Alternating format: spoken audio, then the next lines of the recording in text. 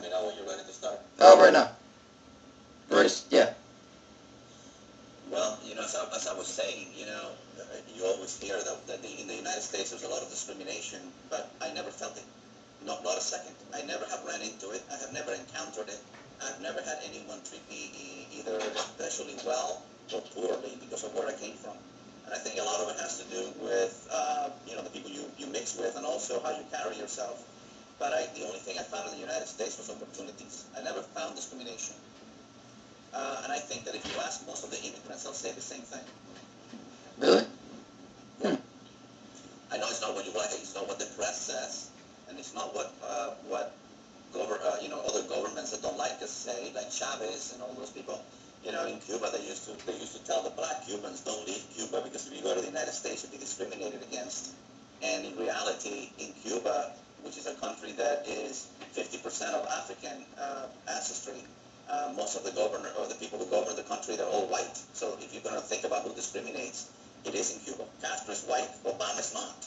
So the United States is the least discriminating, most open, most welcoming, provides the most opportunity country in the world, bar none. And I've lived around the world, so I can say it with conviction. That's very good. Do you think other Cubans, however, are discriminated against? No, I don't think so. I think that Cubans are the type of people that if they felt discriminated against, they would have gone somewhere else. I mean, they could have gone to Spain, they could have gone to Mexico, they could have gone... Actually, it would have been easier to go to other countries where the language was Spanish. And we all end up here struggle to learn the new language and to learn the new customs because the United States is special. Wendell, there's something that, you know how you hear that in other places they don't like the United States in other countries? Yeah. It's a lie. It's a lie. Other governments may or may not like our government, but if you go around the world and you ask the young people and the older people in any country in the world, what country would you like to live in if you didn't live in your home country? 90% of them would say the United States.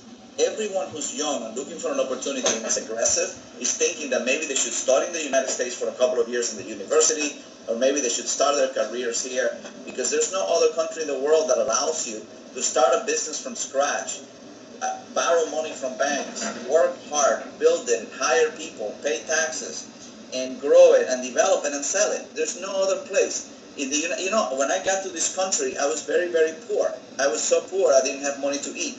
And I've gone from being very, very poor to being very, very wealthy. And I've gone back to being relatively not wealthy to being wealthy again. I've done it several times. In other countries, you don't have those opportunities, or very few people do.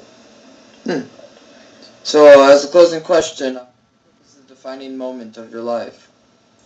The defining moment of my life was the moment that my grandparents decided that I needed to leave Cuba and live outside the country. Because if I had remained in Cuba, I would have been today 56 years old, working for the government like everybody else in Cuba does, making $20 a month, not having enough to eat, not having internet, not having freedom of speech, not having television, not having anything. And I would look a lot older than I look at 56 today. And my health would also be a lot worse. And I would have never traveled abroad. And I would have never met people like Sandy and yourself. And one day my grandmother came and said, we need to leave this country, start packing. And that was a defining moment. All right, thank you for your time. It's my pleasure, Wendell, and enjoy it. And to your class, I hope you enjoy it. Bye. Bye.